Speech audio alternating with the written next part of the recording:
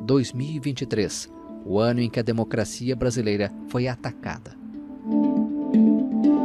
Em 1º de janeiro, a posse do presidente Luiz Inácio Lula da Silva marcou a volta do líder ao poder. Representantes do povo brasileiro, incluindo um indígena, um menino negro, um metalúrgico, uma cozinheira, um artesão, um professor, um jovem com deficiência, entre outros, e até mesmo a cachorra Resistência, subiram a rampa do Planalto em uma cena marcante.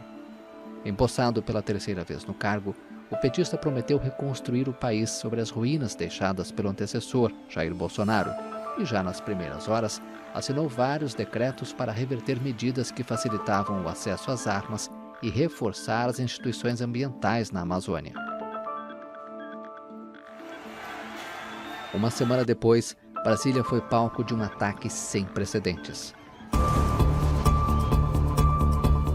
Após meses acampados na capital federal em protesto ao resultado das eleições, apoiadores de Bolsonaro invadiram as sedes dos 3 poderes. Peças como um relógio que Dom João VI trouxe para o Brasil em 1808 e uma obra de arte do pintor brasileiro de Cavalcante viraram alvos da fúria de participantes do ato. As forças de segurança tiveram dificuldade para retirar os manifestantes dos prédios do Congresso Nacional, Palácio do Planalto e Supremo Tribunal Federal. No dia seguinte, um cenário catastrófico. Ao todo, mais de 1.500 pessoas foram detidas, das quais 600 foram libertadas na mesma semana. Em setembro, o STF começou a julgar individualmente os primeiros réus dos atos golpistas, com penas que poderiam alcançar até 30 anos de prisão. Até o final de novembro, 25 pessoas já haviam sido condenadas.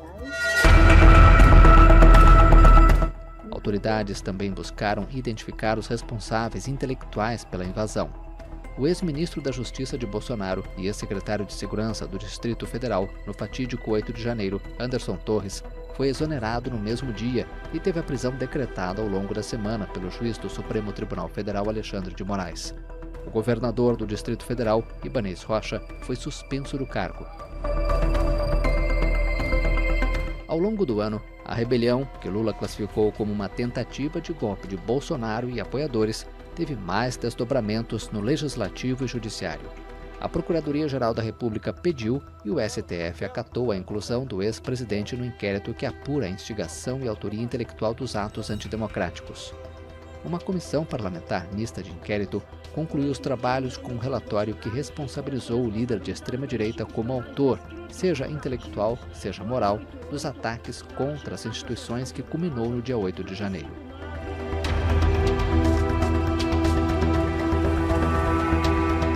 O ano foi marcado por problemas de Bolsonaro na justiça. O ex-presidente desembarcou no Brasil em março, depois de ter deixado o país em dezembro, antes do final de seu mandato. Enquanto estava nos Estados Unidos, um escândalo tomou as páginas dos noticiários. Um pacote de joias e diamantes presenteado pela Arábia Saudita e avaliado em 16 milhões de reais teria entrado no país dentro da mochila de um funcionário do Ministério de Minas e Energia que voltava de viagem oficial ao Oriente Médio. O caso evoluiu para uma investigação sobre um possível esquema de venda de presentes oficiais recebidos de países estrangeiros para enriquecimento ilícito, o que poderia configurar crime de lavagem de dinheiro e peculato, apropriação de patrimônio público, passíveis de prisão. Bolsonaro e a mulher, Michele, optaram por ficar em silêncio em depoimento à Polícia Federal e o ministro Alexandre de Moraes, do STF, autorizou a quebra de sigilo bancário do casal. Até dezembro, o ex-presidente foi condenado somente no Tribunal Superior Eleitoral. A corte o considerou culpado por abuso de poder pelos questionamentos feitos, ainda no cargo, sobre a confiabilidade das urnas eletrônicas com informações falsas durante uma reunião com embaixadores, meses antes de ser derrotado por Lula. O mesmo tribunal voltaria a declarar o ex-presidente inelegível também por abuso de poder, desta vez por usar para fins eleitorais as celebrações do bicentenário da independência em 7 de setembro de 2022. Imbrochável, imbrochável, imbrochável.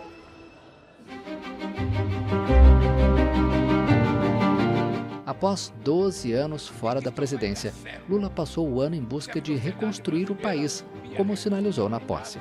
Políticas consagradas nos anos de PT voltaram a ser implementadas, como um Bolsa Família repaginado, a retomada do programa Mais Médicos e um novo PAC. O reposicionamento do Brasil na política mundial também foi uma marca deste primeiro ano do terceiro mandato do petista. Foram várias viagens internacionais e encontros com lideranças como o presidente americano Joe Biden e o colega chinês Xi Jinping. O líder brasileiro também participou de diversos fóruns multilaterais, como a reunião do G7 no Japão e do G77 em Cuba. O Brasil também sediou encontros regionais, em que presidentes sul-americanos discutiram questões como integração e preservação da Amazônia.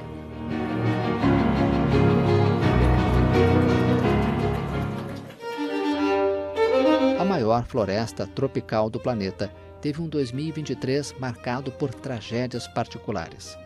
Logo no início do ano, Lula esteve na reserva indígena Yanomami, onde se deparou com o povo originário sofrendo com desnutrição e doenças como malária e pneumonia.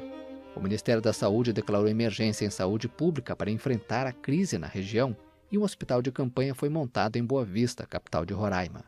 A Polícia Federal abriu uma investigação por possível genocídio contra os indígenas da etnia, apontando para as ações e omissões dos funcionários públicos e ex-dirigentes de saúde durante o governo de Jair Bolsonaro.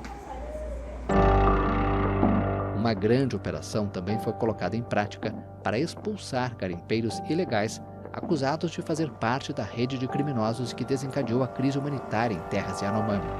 Agentes do IBAMA, com apoio da FUNAI e da Força Nacional de Segurança Pública, apreenderam e destruíram material de apoio à atividade extrativista, como barcos, helicóptero, trator de esteira, geradores, entre outros itens. Milhares de garimpeiros abandonaram a região. No segundo semestre, uma forte estiagem levou vários municípios do Amazonas a declarar situação de emergência, causando prejuízo às comunidades que dependem da pesca.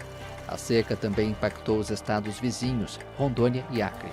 A região sofre com os efeitos do fenômeno El Niño, que reduz a formação de nuvens e a incidência das chuvas. Depois da seca, o fogo. Mesmo com índices oficiais apontando uma forte redução nos níveis de desmatamento em comparação com os anos anteriores, a fumaça de queimadas na Amazônia chegou a Manaus, capital do Amazonas.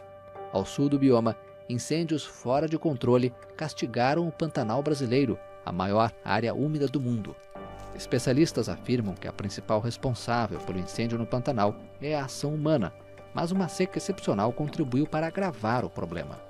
A fauna sofreu danos irreparáveis, com vários animais mortos e voluntários se esforçando para salvar o máximo de vida selvagem possível.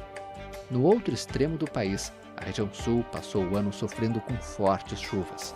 O Rio Grande do Sul decretou calamidade pública em setembro, após dezenas de mortes registradas na passagem do ciclone. No mês seguinte, o estado vizinho de Santa Catarina teve mais de 100 cidades atingidas por enchentes. O episódio mais triste foi registrado em pleno carnaval na cidade paulista de São Sebastião. As tempestades que atingiram o litoral norte do estado deixaram mais de 60 mortos.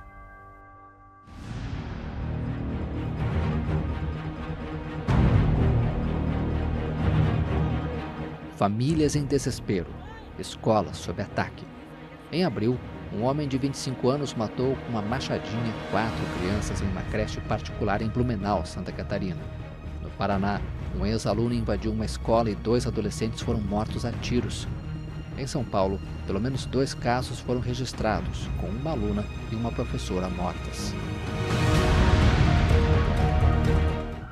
A violência também deixou sua marca no Rio de Janeiro, onde operações policiais no Complexo do Salgueiro, em São Gonçalo, e no Complexo da Penha deixaram vários mortos. O assassinato de 3 médicos que participariam de um congresso na Barra da Tijuca chocou o país. O grupo estava em um quiosque na praia quando foi surpreendido por atiradores. A principal linha de investigação da polícia apontou que os médicos teriam sido mortos por engano. Em outubro, a zona oeste da capital fluminense foi palco de um dia de terror. Pelo menos 35 ônibus e um trem foram queimados a mando de criminosos. Os ataques foram em represália à morte do homem apontado como número 2 na hierarquia de uma das principais milícias da cidade, morto durante uma troca de tiros com policiais civis. brasileiros no exterior foram vítimas de um outro tipo de violência, a da guerra. Com o conflito entre Israel e Hamas no Oriente Médio, dezenas de brasileiros foram repatriados pelo Itamaraty. Um primeiro grupo de cidadãos vindo de Israel desembarcou em Brasília poucos dias após o início das hostilidades. Na sequência, foi a vez dos que moravam na Cisjordânia, e somente mais de um mês depois do começo da guerra, brasileiros e parentes que moravam na faixa de Gaza conseguiram retornar ao país. No campo das artes, duas perdas irreparáveis. A cantora e compositora Rita Lee, considerada por muitos a rainha do rock brasileiro, morreu aos 75 anos. 2 anos antes, a artista foi diagnosticada com câncer de pulmão e chegou a anunciar uma remissão da doença. O dramaturgo e diretor Zé Celso, um dos maiores expoentes do teatro brasileiro, também morreu aos 86 anos, após um incêndio em seu apartamento. Fundador do Teatro Oficina, onde desafiou a censura da ditadura militar, o artista chegou a ser hospitalizado, mas não resistiu às queimaduras que tomaram grande parte do seu corpo.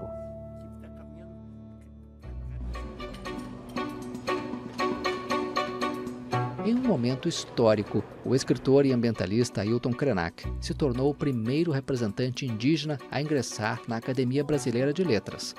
A instituição destacou que a eleição reafirma o compromisso em promover a diversidade e a inclusão na literatura nacional.